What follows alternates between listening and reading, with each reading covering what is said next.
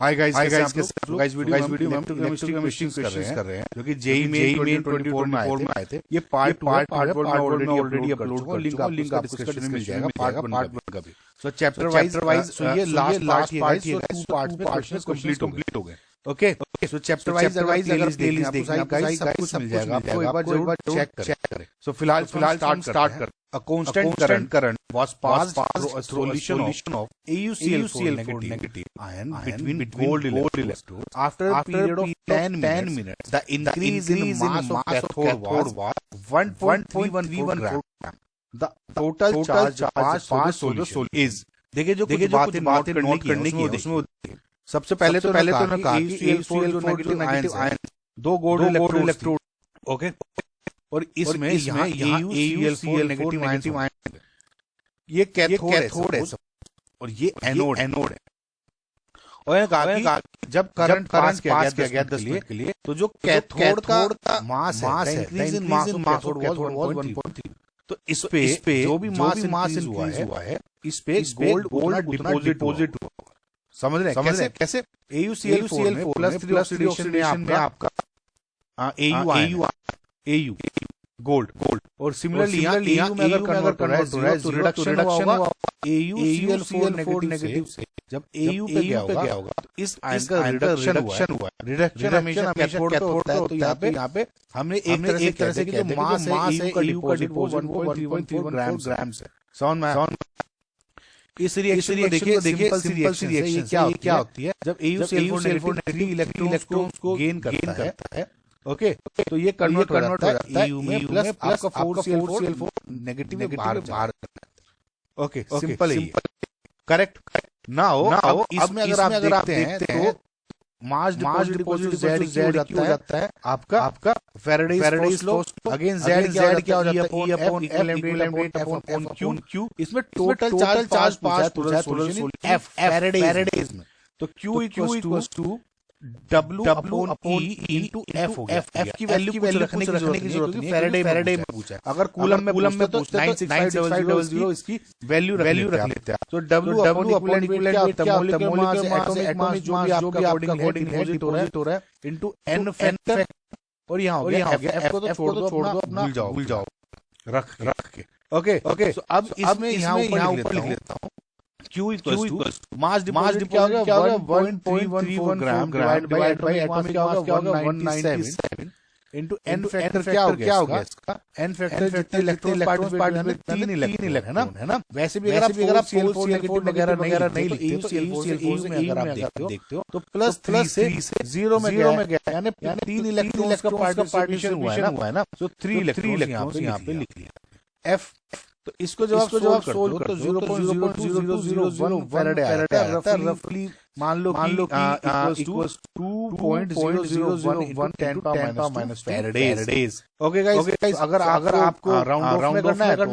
10⁻⁻⁻⁻⁻⁻⁻⁻⁻⁻⁻⁻⁻⁻⁻⁻⁻⁻⁻⁻⁻⁻⁻⁻⁻⁻⁻⁻⁻⁻⁻⁻⁻⁻⁻⁻⁻⁻⁻⁻⁻⁻⁻⁻⁻⁻⁻⁻⁻⁻⁻⁻⁻⁻⁻⁻⁻⁻⁻⁻⁻⁻⁻⁻⁻⁻⁻⁻⁻⁻⁻⁻⁻⁻⁻⁻⁻⁻⁻⁻⁻⁻⁻⁻⁻⁻⁻⁻⁻⁻⁻⁻⁻⁻⁻⁻क्या लिख सकते हैं 2 into 10⁻⁻⁻2 फैराडेज। तो जो फाइनल आंसर आएगा 2। आई होप गाइस आपको समझ में। नेक्स्ट क्वेश्चन देखिए। Reduction potential of ions are given below. ये perchlorate chloride bromate ion reduction potentials दिए हुए हैं। The correct order of oxidizing power is. बहुत बार क्वेश्चन पूछे जा चुका है इस पे। देखिए सिंपल सा फंडा है। जैसे ये रिडक्शन पोटेंशियल है H2 है ना, H2 आप हमेशा मानते हैं 0। अब ना जो ये स्केल है 0 से जब ऊपर जाते हैं यानी पॉजिटिव की तरफ, तो आप ये कहते हैं कि जो रिडक्शन है वो इजी होना जाता रहता है। मतलब ऊपर जितने जाओगे उतना ही आसानी से रिडक्शन होता जाता है। करेक्ट। सिमिलरली जब नीचे आओगे 0 से तो नेगेटिव वैल्यू होती जाएगी। ठीक है, नेगेटिव में जा रहा हूं। अब मैं नेगेटिव जा रहा है रिडक्शन पोटेंशियल में। तो रिडक्शन डाउन क्या हो जाएगा? टफ होता जाएगा। Correct negative tough. अगर इसको दूसरे शब्दों में बोले रिडक्शन इजी तो ऑक्सीडेशन टफ होता जाएगा ऊपर जाओगे। सिमिलरली रिडक्शन जा रहा है नीचे ऑक्सीडेशन जाता जाओगे ऑक्सीडेशन इजी होता जाएगा। अगेन जो रिडक्शन जिसका जितना होता है मतलब वो इलेक्ट्रॉन आसानी से गेन कर लेगा दूसरे से, यानी उसकी जो ऑक्सीडाइजिंग पावर है वो भी ऊपर इंक्रीज हो रही है Similarly, down the group, reducing agent की capability increase होती रहती है। सेम है। तो यानी अगर मैं नीचे से ऊपर में जा रहा हूँ नेगेटिव से पॉजिटिव, तो ऑक्सीडाइजिंग पावर क्या होगी, वो इंक्रीज हो रही है। तो अगर इनको आप अरेंज कर लो देयर स्टैंडर्ड रिडक्शन पोटेंशियल की वैल्यू, तो आप जो सबसे ऊपर होगा वो आसानी से ऑक्सीडाइजिंग उतना अच्छा ऑक्सीडाइजिंग पावर रखता है, ऑक्सीडाइजिंग एजेंट होगा। तो इसको देखिए, इसको रखते हैं तो Br4 नेगेटिव हो गया, पहले 1.4 है, फिर ये हो गया पर और फिर ये हो गया परक्लोरेट। ये तो ये ऊपर क्या हो रहा है, रिडक्शन पोटेंशियल इंक्रीज। तो इसका मतलब ऑक्सीडाइजिंग एजेंट पावर, ये ऑक्सीडाइजिंग पावर। तो इसका मतलब Br4 negative then ClO4 negative. Option 2 your final answer. Next question देख, the metals that are employed in battery industries are। देखिए हालांकि तो वैसे फैक्ट बेस्ड क्वेश्चन है, एनसीईआरटी डायरेक्ट उठा लिए, लेकिन फिर मैं थोड़ा समझाने की कोशिश ताकि इस टाइप के क्वेश्चन अगर बाद में पूछे गए तो वो आप कभी दिक्कत नहीं होगी, मेमोरी एड बन जाएगी। देखिए वैसे जो आजकल करंट इंडस्ट्रीज में है ना, जो ये आयरन है एंड क्रोमियम है, they are not in battery industries. MN cadmium use होता है। रीजन देखिए क्या है। सबसे पहले एमएन का देखिए, जो एमएन है ज्यादा एल्कलाइन जो बैटरी होती है, लिथियम आयन जो बैटरी है, उसमें ज्यादा यूज होता है। ओके नाउ एमएन क्या होता है, ability to provide high energy density, उसकी वजह से क्या होता है, ये थोड़ा लॉन्ग लास्टिंग होता है। अबंडेंट है मटेरियल, थोड़ा क्या हो जाता है, इजीली अवेलेबल हो जाता है और कॉस्ट इफेक्टिव हो जाती है जो बैटरीज होती है। इसलिए आप एमएन यूज कर। उसके बाद है निकिल एंड कैडमियम। देखिए जो निकिल है और बेसिकली या कैडमियम मान लो आप, निकिल कैडमियम बैटरीज उसमें यूज होता है। किसमें nickel cadmium batteries. Nickel cadmium दोनों बैटरी डिप्लॉयड होता है। एंड इन फैक्ट जो निकिल है वो निकिल मेटल हाइड्राइड बैटरीज में भी यूज किया जाता है। ओके अब देखिए क्या होता है कि जो ये निकिल कैडमियम बैटरीज हैं, वे लॉन्ग लाइफ और रिलायबिलिटी के लिए नोन होती हैं और इस वजह से क्या होता है, चार्जेबल बैटरीज भी होती है निकिल कैडमियम। इसलिए बेसिकली सुटेबल यूज रहती है कि बैटरी इंडस्ट्री को यूज करना। सिमिलरली जो मेटल बैटरीज है, उसका भी वही है कि batteries high energy density provide करती है और एनवायरनमेंट फ्रेंडली भी होती है। ओके तो निकिल क्या हो गया, एनवायरनमेंट फ्रेंडली भी होती है, हैंस ये भी यूज होती है। तो फिलहाल सी एंड ई ये आपका करेक्ट आंसर हो गया ऑप्शन। नेक्स्ट क्वेश्चन देखते हैं। Identify the factor following that does not affect electrolyte conductance solution। पहला है the electrolyte। So basically guys, the electrolyte है, उसकी क्या नेचर है या उसकी क्या कंसंट्रेशन है, वो डायरेक्टली इंपैक्ट करती है आपकी कंडक्ट। वो इसलिए करती है। फॉर एग्जांपल आप ये सोचो कि जो स्ट्रॉन्ग इलेक्ट्रोलाइट ले या फिर मैं वीक इलेक्ट्रोलाइट, इसमें क्या डिफरेंस हो? जो स्ट्रॉन्ग इलेक्ट्रोलाइट होगा वो कंप्लीटली डिसोसिएट हो जाएगा आयंस में, यानी जो आयंस की अवेलेबिलिटी होगी या मोबिलिटी हो ड्यूरिंग इलेक्ट्रोलाइसिस वो ज्यादा compared to weak electrolyte. Correct. So जो नेचर है इलेक्ट्रोलाइट की डिपेंड करती है डायरेक्ट आपकी कंडक्ट, क्योंकि ओके सेकंड है the nature of electrode use। जो नेचर है बेसिकली इलेक्ट्रोड, दो चीजें, एक तो आपकी इलेक्ट्रोड, एक हो गया इलेक्ट्रोलाइट और एक हो गया आपका सोलवेंट। जिसमें पूछा जो इलेक्ट्रोलाइट है वो सोलवेंट है, ये डायरेक्टली इंपैक्ट करती है कंडक्टेंस को, जो इलेक्ट्रोड है वो नहीं करती। देखिए जो इलेक्ट्रोड है वो नियरली किसी भी इलेक्ट्रोलाइटिक साइंस में सिर्फ चार्ज को एक तरह से साइड की तरह, जैसे आप इलेक्ट्रोलाइसिस है, ये इलेक्ट्रोड्स ये सिर्फ किस तरह बिहेव कर रही है कि या तो इलेक्ट्रॉन से डिपॉजिट हो रहे हैं। समझ रहे हो किस तरह से फॉर एग्जांपल रिडक्शन हो रहा है, कैथोड की बात। तो ये सिर्फ किसकी तरह बिहेव करेगी जाके इलेक्ट्रॉन डिपॉजिट हो रहा है। ये जो कंडक्टेंस है आयंस इन ये जो सॉल्यूशन उसको डायरेक्टली इम्पैक्ट नहीं कर रही, ये सिर्फ साइड की तरह बिहेव कर रही है जहाँ पे इलेक्ट्रॉन वगैरह ट्रांसफर। ठीक है, लेकिन कंडक्टेंस में इसका रोल। आई होप आप समझ पा रहे होंगे। Concentration of electrolyte. Now guys again जैसे मैंने आपको बताया कि जो कंसंट्रेशन है वो डायरेक्टली इंपैक्ट। कंसंट्रेशन क्या है? हाई कंसंट्रेशन मतलब high number of ions. Now जितने नंबर ऑफ आयंस होंगे उतनी ज्यादा मोबिलिटी कंडक्टिविटी होगी।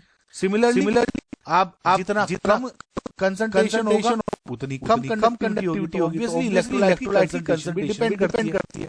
नेचर ऑफ सोलवेंट अगेन जो सोलवेंट जैसे मैंने आपको बताया वो डायरेक्टली इंपैक्ट करती है। जो सॉल्यूशन हाई डाइलेक्ट्रिक कांस्टेंट के होते हैं वे सॉल्वेशन ऑफ इलेक्ट्रोलाइट और जो मोबिलिटी ऑफ आयंस उसको डायरेक्टली इंपैक्ट करते हैं। समझ जैसे डाइलेक्ट्रिक कांस्टेंट ज्यादा हो आयंस को सॉल्वेंट से बेसिकली क्या करते हैं इलेक्ट्रोलाइट को सॉल्वेट कर देंगे और इसको कंप्लीटली आयंस को डिसोसिएट कर देते हैं। कर दिया और उस वजह से क्या होगा मोबिलिटी जो होगी आयंस की इंक्रीज हो जाती है डिपेंडिंग सॉल्वेंट यूज। तो ये भी आपका इंपैक्ट करता है। इकलौती एक चीज है ये याद रख लो कि जो इलेक्ट्रोड है वो मेयरली साइट है जो आयन चिपक जाए। अब ये कंडक्टेंस को ज्यादा इंपैक्ट नहीं करती। सो जो ऑप्शन नंबर 2 है does not final answer. Next question देखते हैं। 1 Faraday of electricity liberates X into 10 power minus gram atom of copper from copper sulfate is। देखिए अगेन कॉपर सल्फेट क्या होता है? CuSO। ये डिसोसिएट होता है Cu2 plus sulphate. Correct. Now CO2 आप क्या कर रहे हो? लिबरेट हो रहा है कॉपर फ्रॉम कॉपर सल्फेट यानी Cu2 प्लस ने 2 इलेक्ट्रॉन लिए होंगे और कॉपर डिपॉजिट हो रहा होगा लिबरेट होगा। तो यहाँ 2 इलेक्ट्रॉन इंपॉर्टेंट हो जाता है। अब एक चीज देखिए 1 Faraday of electricity pass 11 gram atom इतने ग्राम एटम की बात। तो एक चीज देखिए एक सिंपल सा फंडा समझिए। जब मैं कहता हूं कि मास of 1 mole atom mass of 1 mole of atom किसके इक्वल होता है? 1 gram atomic mass. 1 gram mass of 1 mole atom का मतलब क्या होता है? 1 ग्राम एटॉमिक। करेक्ट। या इसको मैं क्या कह सकता हूँ? Mass of 1 mole atom equals to 1 gram atomic mass या mass of 1 gram atom equals to 1 gram atomic mass. So मैं क्या कहता हूँ? 1 मोल ऑफ एटम या 1 ग्राम एटम अगर मैं बात कर रहा हूँ तो वो कुल मिला के सेम। सो अभी देखिए 1 Faraday इलेक्ट्रिसिटी लिबरेट्स कितना ग्राम एटम का मतलब वैसे 1 Faraday इलेक्ट्रिसिटी है वो लिबरेट करती है 1 gram equivalent weight of metal. ठीक है 1 Faraday करती है 1 gram equivalent weight of metal. अब ग्राम इक्विवेलेंट को आपको सिंपल मोल में कन्वर्ट करना है। ठीक है 1 ग्राम इक्विवेलेंट का मतलब क्या हो जाएगा? 1 ग्राम या 1 molecular mass on factor sound of copper. Molecular mass of copper क्या हो जाएगा? मास of 1 mole of copper divided by factor. ये गाइस क्वेश्चन ध्यान से सुनना, ये बहुत थोड़ा सा ट्रिकी क्वेश्चन। ठीक है। सो मोलिक्यूलर मास क्या होता है? Mass of 1 mole of copper divided by factor. N factor की वैल्यू क्या होगी? आपको Cu प्लस 2 इलेक्ट्रॉन लेके Cu में कन्वर्ट हो रहा था तो 2। So mass of 1 mole of copper divided by 2 या ये मैं ये इसके इक्वल हो गया mass of 0.5 mole of copper.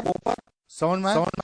ठीक है 1.5 मोल ऑफ कॉपर का मतलब क्या है? 1 gram atom of. Correct. So mass of ये कितना हो गया? 0.5 ग्राम एटम ऑफ कॉपर। अभी बताया था यहाँ पे ना। ठीक है और यही पूछा हुआ है। तो ये 0.5 ग्राम एटम ऑफ कन्वर्ट कर दो इसमें 5 10 to the power minus gram atom of copper यानी x की वैल्यू क्या होगी? 5। एक बार दोबारा से सुनना, बस ये जो वर्ड्स है ना इसमें ही खेल रहे हैं और इसी तरह से आपको इसमें निकालना है। Okay so final answer will be. Next question देखते हैं।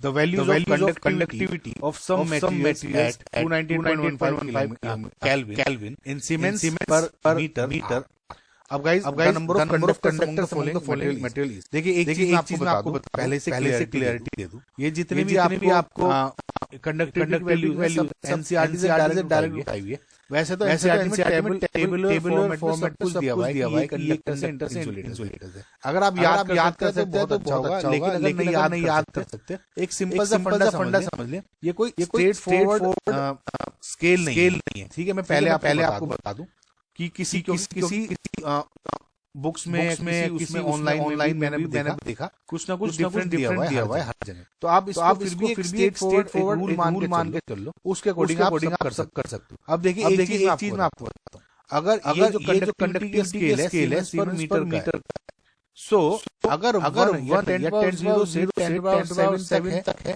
तो वो एक तरह से कंडक्टर कहलाएंगे। अगर क्वांटिटी दी है 10⁻2 से 1 है तो उसको आप सेमी कंडक्टर्स बोल दो, और 10⁻2 से 10⁻18 है तो उसको आप इंसुलेटर्स बोल दो। अब इसके अकॉर्डिंग आप देखोगे तो जो आपका 10⁻16 है, ये 2.1 ये कंडक्टर आ रही है, ठीक है। ये -16 है तो इंसुलेटर 1.10 to 10 आ रहा है ना। तो ये क्या हो गया 10⁻1, ये भी आपको कंडक्टर हो गया 3.99। अब ये देखिए 3.99 को 10⁻0 या लगभग यहीं पड़ेगा कहीं, तो ये कंडक्टर। लेकिन एनसीईआरटी के अकॉर्डिंग ये क्या है बेसिकली इलेक्ट्रोलाइट। लेकिन इलेक्ट्रोलाइट क्या होता है, कंडक्टर तो होता ही है ना, कंडक्टिविटी अच्छी होती है डिपेंडिंग अपॉन। तो कुल मिला के जो स्केल दिया हुआ है मैंने आपको, उसके अकॉर्डिंग आपको फिर भी सही आ जाएगा कंडक्टर या नहीं। समझ में तो ये भी हो गया करेक्ट। ये इंसुलेटर, ये सेमीकंडक्टर वगैरह ये भी नहीं है, ओके। और ये भी नहीं है, और ये तो जो फाइनल आंसर क्या हो गया 1 2 3 and 4 correct. So I hope guys समझ में। So thank you for watching guys. Part 1 में हो गया है इलेक्ट्रोकेमिस्ट्री का चैप्टर। प्लीज सब्सक्राइब करें गाइस, कोई दिक्कत हो तो बताएं। Thank you guys, bye.